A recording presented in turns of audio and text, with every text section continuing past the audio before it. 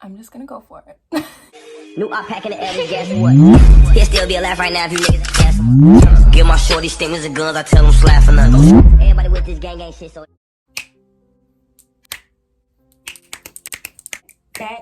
Back. As y'all can see, the elephant in the room. I have been sitting here contemplating on recording this video, but I'm just gonna go for it, okay? I'm just gonna go for it. Today, we are going to be talking all about my natural hair. This is like such a hard video for me to make because I'm still not fully confident in my natural hair, but I thought, you know what? I'm just gonna do it because I feel like there's a lot of women who struggle with their natural hair, and I just want to make this video. Today we're going to be talking all about my natural hair journey, everything that goes along with it. Yeah, we're gonna be talking about everything. Kind of scared to make this video, I'm not gonna lie. This is the first video where I've kind of like been scared because, you know, I'm like a very confident person and all that, but like I never really liked my natural hair, like ever. And I'm gonna tell you guys why and all the details on it. But let's just start with like when I was younger. So when I was younger, I'm gonna insert pictures throughout this whole entire video, but when I was younger, probably in kindergarten, I think I got my first perm in kindergarten. So wow, this video is really making me like realize how self-conscious I am about this. But so in kindergarten, I think I got my first perm and it was for graduation. Insert picture now. So that was my first perm. And backstory, for almost my whole entire life, I grew up in a 99% white school. So obviously you see the girls and they have their beautiful long hair, their long silky blonde hair and their blue eyes, and you're like a little mixed girl and you have some nappy ass hair on your head and you're just like, I want to be like that. Like, I want to be like that. Yeah, in kindergarten, I already was struggling with like self-confidence in kindergarten, like at the age of 5, which like I look back and it's just like so crazy because it was like I was so young and like I was already so concerned with like how people viewed me. Basically, I like started perming my hair and I just continued to perm my hair and I kept perming my hair, and I'll try to insert pictures if I can find some, but my hair was extremely damaged. My hair was really thin. The ends were just horrible. My hair would break really easily. And yeah, but I just kept doing it because I wanted to keep looking like the girls that were around me. So I kept on perming my hair. I kept on straightening my hair. I remember in middle school, I would wake up and straighten my hair every single morning. I have like a vivid memory of straightening my hair every single morning. And I remember when I was younger, my mom was perming my hair and my brother said to my mom, why can't you just let her have her regular hair? It's so much prettier. My mom was like, no, she likes it this way. I have a full Haitian mother, so she's black. She didn't really know how to manage and deal with natural hair, as she mostly would wear wigs, and she now is like completely natural. She has dreads, but she mostly would wear wigs and she would always flatten her hair as well. So she didn't really know how to deal with natural hair, especially like my hair that's super curly and it gets really frizzy and it's really like hard to tame sometimes. So my mom really didn't know how to like manage natural hair, so we just straightened it and we permed it all the time. Leading forward, the 7th grade, I got my first ever sew-in. From there, you guys might know, it did not stop. I got my first ever curly sew-in. In the 6th grade, I started to watch a lot of natural videos. And the one lady I looked up to so much was Lissetti. I wanted to have Lissetti's hair so bad. I thought Lissetti was the prettiest girl in the whole entire world. I wanted to look just like her. So I was like, you know what, maybe I don't have to straighten my hair to be pretty. So in the 7th grade, I was like, well, I'm not confident in my curly hair yet. It's so short, it's like so thin and damaged. What if I get a curly sew-in? So my mom did a sew-in for me, and I would like let my hair be curly, but I would have like these extensions in. And the extensions like started to like rip out my hair, like literally rip out my hair from my scalp. My hair continued to be really damaged and really thin, and I just continued to get sew-ins to try to hide that. So then I started to get straight sew-ins with straight hair, obviously, so I would have to straighten my hair. Kids in my you guys just don't get it, because it's really like more than hair. Like all this is so much more than hair. But so in like, it's still in the 7th grade, I remember when I started wearing sew-ins, like since I lived in an all-white school, like all the kids would always make fun of me, and they would say like I had like horse hair, and like they were rude as fuck. And this is just crazy, because like I have not come to terms with like any of this stuff. Like I haven't really reflected on any of this stuff, and just to see like how much weight like hair can hold in someone's life is just crazy. So we're just gonna continue. The kids in the 7th grade would always like make fun of me and say like my hair is fake, and they were just really ignorant about everything, because I mean, they grew up in an all-white town. I was like one of the only black females. And I remember my best friend Shanyasia, she's full black, and she honestly got the worst of it. She used to wear braids, and she wore braids for the longest, and the kids would always make fun of her, and they were just so extremely rude to her. Like, it just baffles my mind now that I still go to school with these kids. Like, they would, I remember one day one of her braids fell out, and like they just attacked her, and they were the rudest people ever. It was just like pure ignorance. So I was always just so scared, and I would always hide the fact that I wore extensions. I would always say it was my real hair when obviously it wasn't.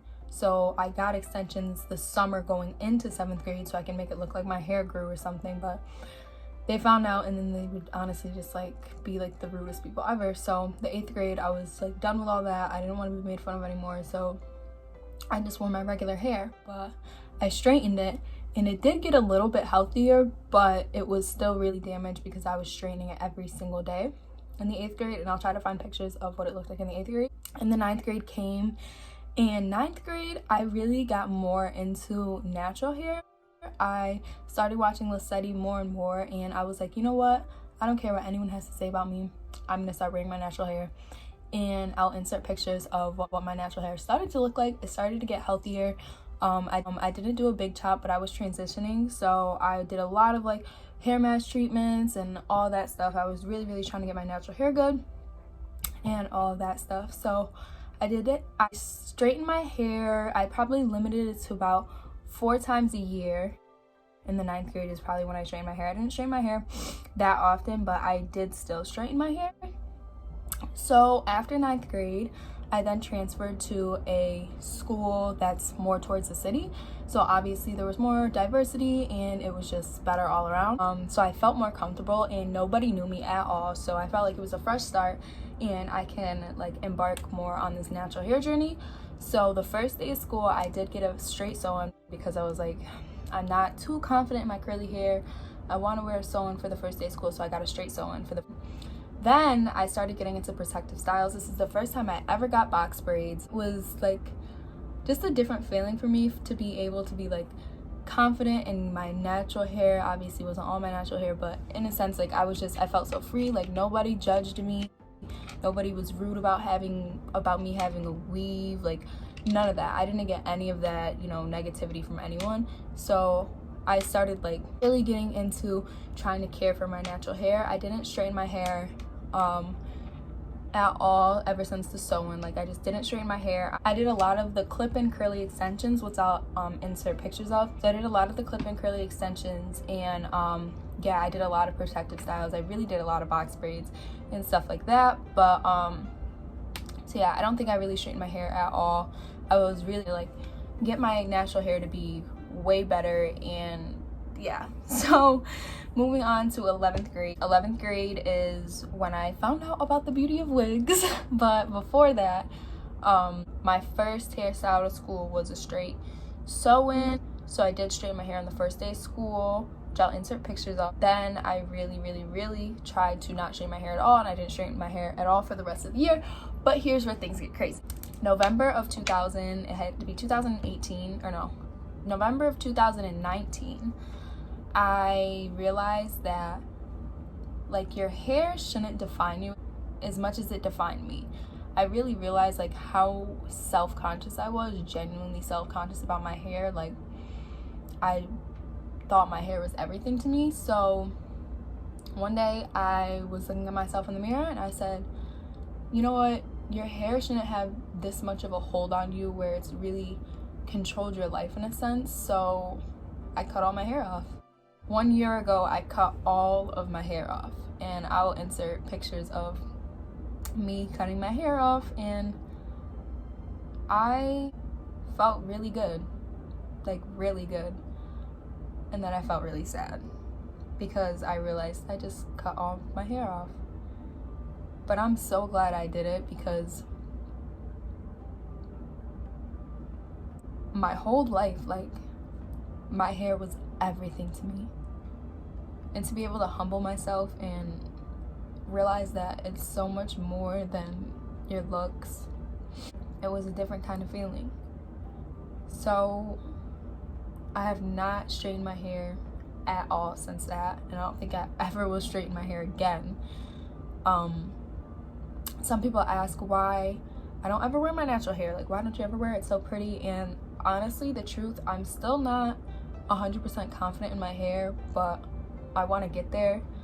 I want to be able to like walk out like this and just feel good about myself, but I don't really think like I'm there yet. This is like really emotional for me because there's just so much that like goes along with this. There's just so much. I'm still learning to love me for me and not for how society or people's judgment views me, but I'm still learning. It's definitely a process, but I'm getting better. I've taken a break from wigs, obviously. I've cut off all hair promotions so far, so I can really just enjoy and love my natural hair for a while. I can assure myself that behind the wigs, behind the screen, behind the makeup, like, I'm still 110% worth it. And that's something I'm realizing about myself, that I don't need to always put on a mask to appease those around me, because at the end of the day, we're gonna have to face ourselves. So I've been facing myself lately, and I'm starting to like what I see. This journey was so much more than hair to me, so much more. It changed my life. Being able to finally look at myself and tell myself that I'm beautiful, not the wigs, not the makeup, that I'm beautiful. It's something that I wanted to do for so long. I'm learning to be at peace with myself, to accept myself, and it's working out for me. To any little girl out there who cannot see the beauty in her natural hair because she's surrounded by those who don't look like her, I'm telling you, take it from me and take this to the heart. You are beautiful in every way possible.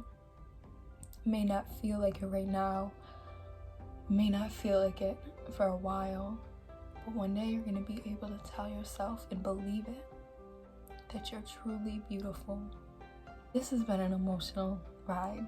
This hair journey has been so emotional, but I'm learning to love my hair. My hair is now 100% natural.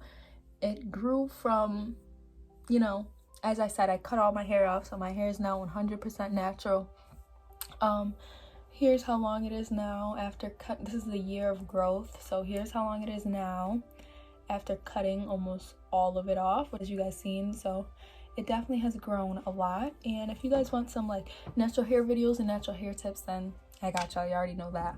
I'm sorry for getting emotional on y'all, but I have not sat down and actually like talked about this stuff and realized like how much pain's behind this story till right now. So I apologize for that. You know, I don't get on here to cry, but it really is kind of sad to just think that I was so insecure at a young age just because the people around me looked different, and I didn't realize how beautiful I was.